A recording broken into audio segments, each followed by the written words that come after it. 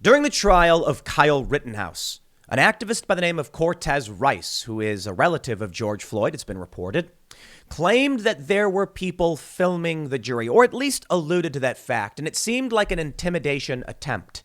We know who you are, and if you don't give us what we want, we'll come for you. Now, he didn't go as far as to say that, other than, yeah, we got people, we know what's going on. And sure enough, there was multiple attempts to film the jury. Now, I don't think this guy Cortez Rice was working with NBC, but big news did drop the other day when body camera footage showed the Kenosha police confronting NBC producer who was stalking the jury bus and who admitted he was trying to make contact with the jury. This is interesting. The cop gets on the phone with the producer in New York, the one in question, who says, we're just trying to get in touch with people. Is this man going to be arrested and charged? I don't know, but he should be, because now we have more information on this man, Cortez Rice, who, let me show you this tweet from Andy No. Cortez Rice, a relative of George Floyd who recorded a video saying he knew of people with cameras in the courtroom during the Rittenhouse trial, has been arrested for reportedly making contact with jurors. He's jailed in Waukesha County, the far left trying to raise $50,000 for him. Interesting. So Waukesha, as we know, is the city is very close. It's relatively close. I think it's an hour from Kenosha. Now, I don't know exactly why he was arrested, and then I don't know if we should just take the word of these activists on Twitter with what really went down. So I want to make sure I'm careful.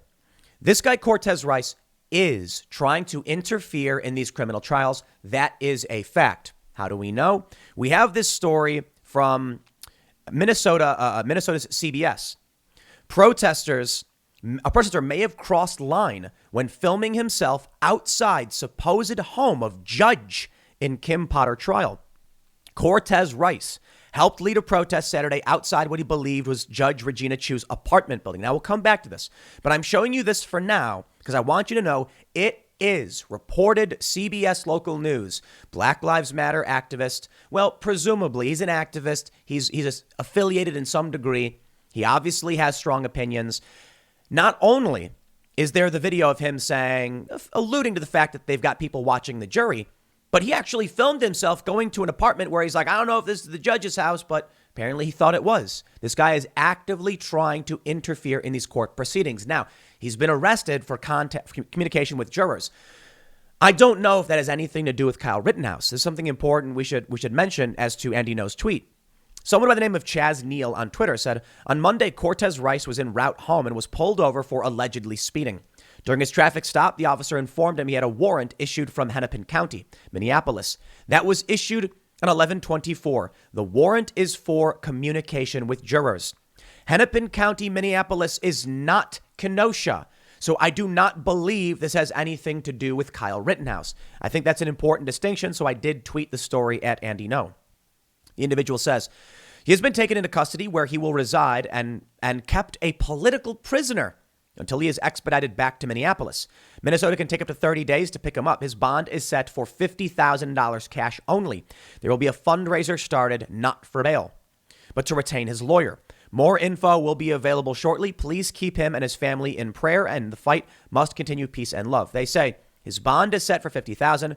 There will be a fundraiser, not for bail. They're saying this is for his lawyers. In another series of tweets, someone said, do you want me to notify the National Lawyers Guild? Does he have a lawyer? Which state? They said he got picked up in Wisconsin. I have emailed the coordinating committee. May take a few hours to get responses. Chaz responds with thank you. And that includes this image, a court record. It says, date 12/1, order, Melvin J. Arthur III, warrant for commitment signed by Judge Melvin on 11/30.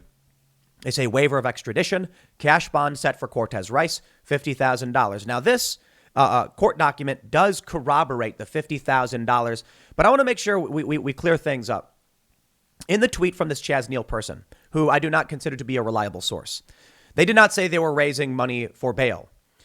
Andy No says Cortez Rice, a relative of George Floyd who recorded a video saying he knew of people with cameras in the courtroom during Rittenhouse trial, has been arrested for reportedly making contact with jurors. Very important to clarify in that capacity. We don't know if that's true. We don't know if he's making contact with jurors just based off this one tweet. We do know there's a story saying he went to what he believed was the judge's home. Now, We don't know if he's arrested for trying to go to the judge's home. He may very well have gone to jurors' home because they're choosing the jury right now in the Dante Wright case in Minneapolis, in Minnesota, or just outside of Minneapolis. This makes much more sense as to what this guy is doing. I think it's fair to say that the details are a little murky, but that's what he's doing. And I will also stress, I believe Andy is incorrect. He says the far left is trying to raise $50,000 for him. I don't believe that's what they said. They said his bond is set at $50,000. There will be a fundraiser not for bail, but to retain his lawyer. I don't know how much that will ultimately be for or what they're going to try to raise. But sure enough, yes, it does appear this guy has been arrested. We'll need more corroboration moving forward, but I trust Andy in pulling the court record, showing the warrant and this. However, I don't know who the court official is or exactly. We don't have any more information other than it just says cash bond set for Cortez Rice, $50,000, which does corroborate a bit of what Andy says and a bit of what the activist says. Keep that in mind. Take it with a grain of salt until we have, official confirmation and reporting over the reason for his arrest. The court document just says cash bond set for him at $50,000. So suffice it to say, it is entirely probable that it was for communication with jurors. Now we have this story, as I mentioned. Protest, November 8th, protester, this is about a month ago, may have crossed the line when filming himself outside supposed home of Judge in Kim Potter trial. For those that aren't familiar, Kim Potter is the officer who was trying to arrest Dante Wright on a felony weapons charge. Apparently, Dante Wright had robbed a woman at gunpoint and then tried reaching, I suppose it's been reported that he reached down her shirt trying to find money and didn't have it. And then he fled and he had a gun on him. I don't know if he actually ever pointed the weapon at her. I think in the story they said that he had the gun maybe in his hand when he was demanding the money, and that's all it takes. You don't need to actually point it at him. I don't know if that's relevant. What we can say is we are increasingly moving towards political trials. That's it. The Ahmaud Arbery case, I've been harping on this one for a minute because I believe that there is a serious moral conundrum in what went down there, notably with the guy who was simply filming what happened. He's getting life in prison. I don't see how that makes sense. But you got conservatives and the left celebrating this. No, we need to make sure we know what we're talking about, and these trials need to be handled by their community. But this is political for the left. They want the entirety of the country, the culture. They want their ideology to flourish. That means even in a small rural Georgian area, they're going to intervene and interfere. And I believe that's what they did. Now, as to the letter of the law, there's some serious questions about, the rights of an individual to make a citizen's arrest. And I can totally respect that, in which case this one's a little bit more nuanced, what the McMichaels did with Ahmaud Arbery. But here we have the story about Black Lives Matter increasing their pressure tactics. And I mean Black Lives Matter individuals who are protesting. I'm not saying it's a top-down organization thing. Increasing their pressure tactics to get what they want in criminal trials. CBS Local reports a protester pushing for transparency. Man, they really do just absolutely cover for these people. In the upcoming Kim Potter trial may have crossed a legal line this weekend. Potter is the former Brooklyn Center police officer charged with manslaughter in the killing of Dante Wright. Cortez Rice helped lead a protest Saturday outside what he believed was Judge Regina Chu's apartment building. Chu is overseeing the Potter trial. During the protest, Rice, who was close with the Wrights family, went into the apartment building and streamed himself live on Facebook as he approached what he believed was the judge's apartment door, saying, quote, "I don't know if this is her crib," Rice is in the video, which has since been removed. "I think this is her crib right here. We got confirmation that this is her house right here, waiting for the gang to get up here." Yikes, man.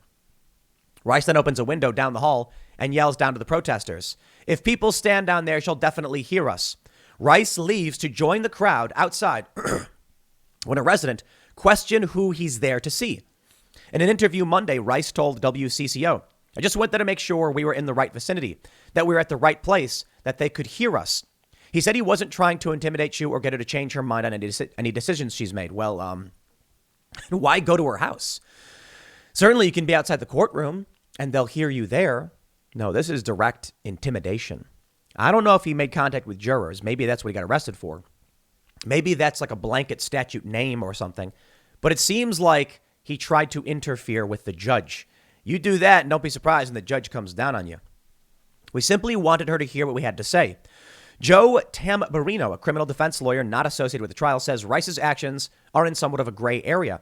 Tamburino says they could be seen as intimidation, which is a felony when the target is a judge.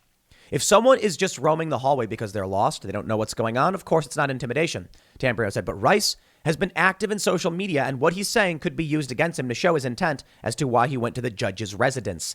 Judge Chu is unable to comment on pending cases or possible investigations into the activities Saturday, a court administration spokesperson said. Chief Judge Barnett, in contact with the Hennepin County Sheriff's Office, is in contact, and he is confident in the security and safety plans that they have in place for the State v. Potter trial. In a statement, the Minneapolis Police Department said officers responded to numerous reports of protesters in the area outside of the address.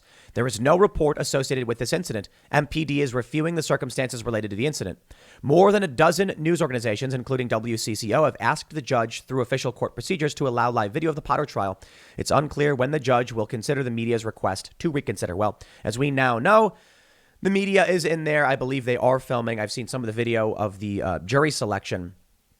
And suffice it to say, I don't think we have fair trials anymore. That's just my opinion. You better pray that whatever it is you get in trouble for, it does not go national. Because these people, they'll want you locked up for anything. Kim Potter. It's sad that Dante Wright lost his life. It's always sad when someone loses their life, but the shooting was justified. And it's unfortunate, it is. But this guy Dante Wright was wanted on a felony weapon charge. Felony. And the officer was trying to arrest him. He breaks free, dives into his vehicle. Potter says taser, taser, taser, pulls a gun instead, shoots him. The official statement was that she was going for a taser and she screwed up. She grabbed the wrong weapon. And in the heat of the moment, it can happen. I think the issue is some officers have said your taser is on the front, your handgun is on your right. But in a split second, when this dude's diving into his car and the only thing she knows is that he's got a felony weapons possession, she's like, I got to stop him. In the heat of the moment, she grabbed her gun instead.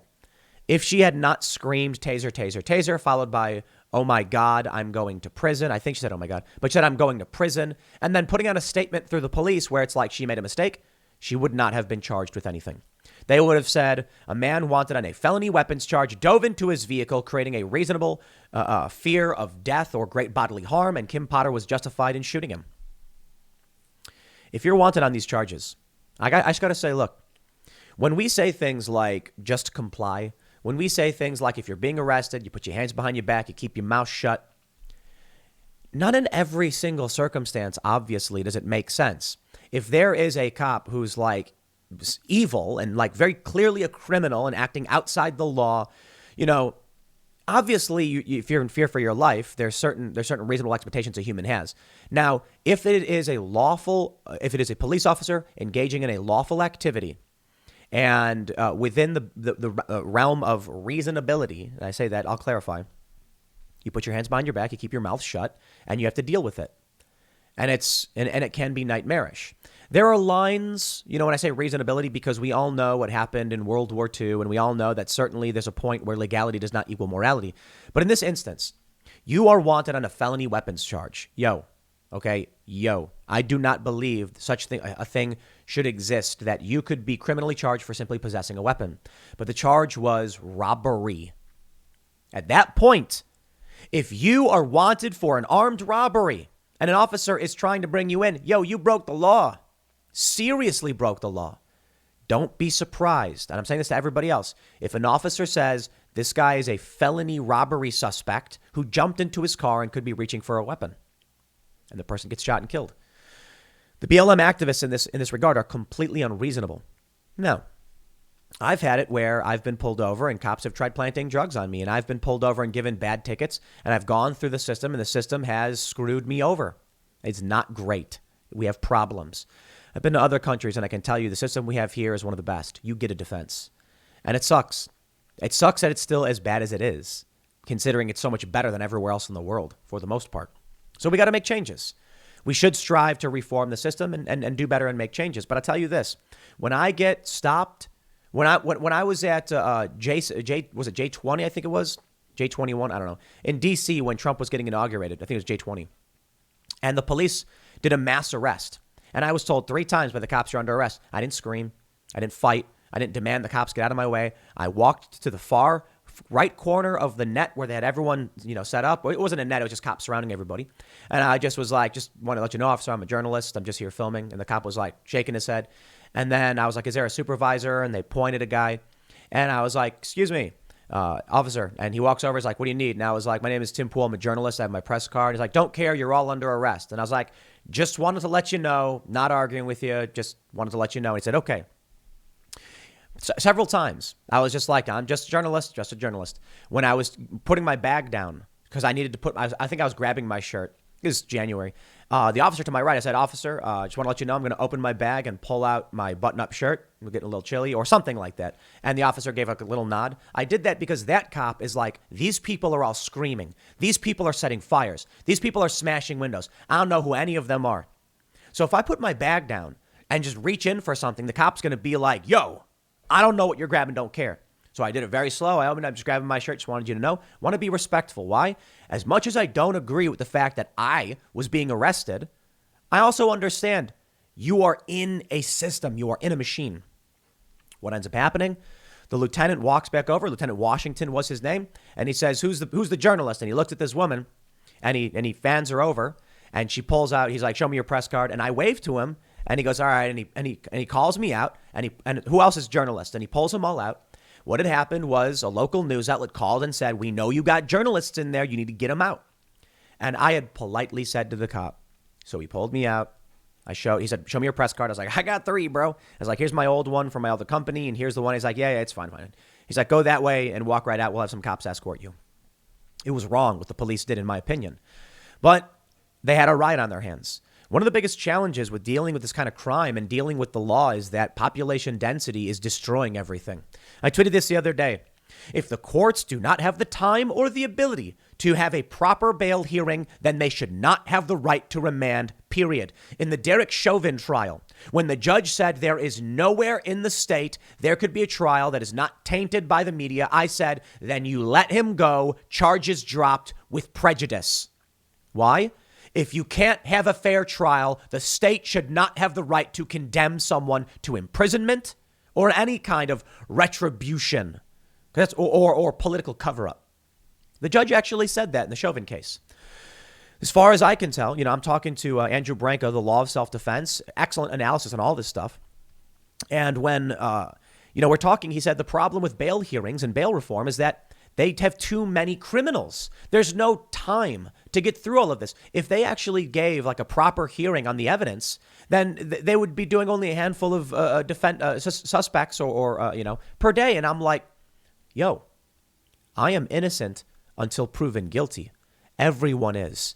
Even Kim Potter, even Derek Chauvin, even Kyle Rittenhouse, even Gage Grosskreutz. He's not been accused of any charged with any crimes, though. I don't care if you're on the left or the right. This dude, Cortez Rice, is innocent until proven guilty in his charges. Suffice it to say, we know he did film himself at the judge's residence, or what we believe to be the judge's residence, which shows his intention is to intimidate. He said things on video before, but as to whether or not he's guilty of a crime, innocent until proven guilty. So that's when I come in, and I say bail reform all the way. I don't think the state should be able to be like, you've been accused of a crime, $500 or you're staying in jail until your trial. Kyle Rittenhouse was locked up for 87 days unless he could raise $2 million. $2 million. Thanks to Mike Lindell, eventually he got out after 87 days. Not okay.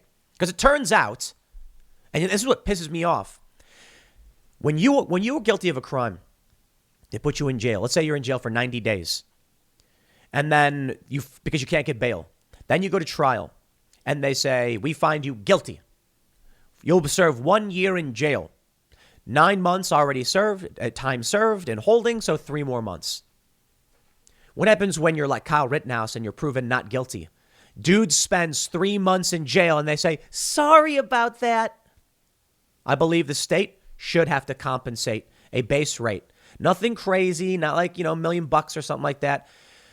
I've always wondered, if you get locked up for, 3 months awaiting trial, and then you're found not guilty, what's the state's obligation to compensate you for what they took from you? Nothing, unless it's malicious.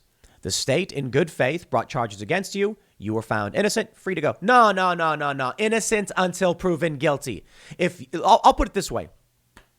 If citizens arrest you because I have reasonable suspicion you just committed a crime, maybe I watched you like tussling with someone and you grab a wallet from them. And then I say, stop. And I grab the guy and pin him down and call the police. And I say, officer, I witnessed him grabbing a wallet from somebody. And then the guy says, it's my wallet. I was getting it back from the guy who took it from me. And then the officers open it up and he opens it up and there's his ID and there's his credit cards all with his name on it, picture of his face. And I'm like, oops. He can sue me. He can say, you had probable cause to stop me. You watched me do this. You detained me. It was wrongful. You made an assumption. Yeah, he can sue you. You can be sued for that. Probably lose. Why is it that the state can basically say, due to the density of crime, you are not afforded due process. We now lock you up. Sir Kyle Rittenhouse, you will be locked up for 3 months. We will compensate you nothing when it turns out we are wrong. No, state. Let's put it this way. If the state wants to take a leap of faith that I'm guilty and they haven't proven it to a jury, front the costs. If someone is in holding pre-conviction, I believe it should be a very nice standard hotel setting. I am not joking. Now, some people are repeat offenders. If you want to give a bail hearing and you want to say, okay, we've weighed the evidence and we believe there's a reasonable amount of bail, I'm fine with that. If you're a violent offender or you target people, pickpocketing and attacking them, you're a threat to society. If that probable cause evidence can be presented and the defense does not dispute the evidence saying, yes, that video is, but we have, we want to fight this during trial or something, like the video of Kyle Rittenhouse. We watched a video of him firing the gun. Well, there's a question as to self-defense. I think it's fair to say, well, it's a violent crime. It's on video. Then maybe there should be remand. They put him in. My point is, when it's later proven that he was not guilty, the state should be responsible. I think so. Why is it that Kyle Rittenhouse has his life, or anybody would be put in jail and not compensated for it? When you do your duty on a jury trial, they have to compensate you and they don't pay you very well. But I'll put it this way. Maybe the state doesn't have to pay people. If they're like, look, you were in for 3 months. We were wrong. That's on us. Here's, middle class median income at, $60,000 a year for 3 months. Here's, several $1,000 for our time we wasted of you. I think they should have to do that. Maybe not, though. At the very least, if you're being held in jail, Kyle Rittenhouse said he didn't have a working shower. He didn't have proper food. He was losing weight.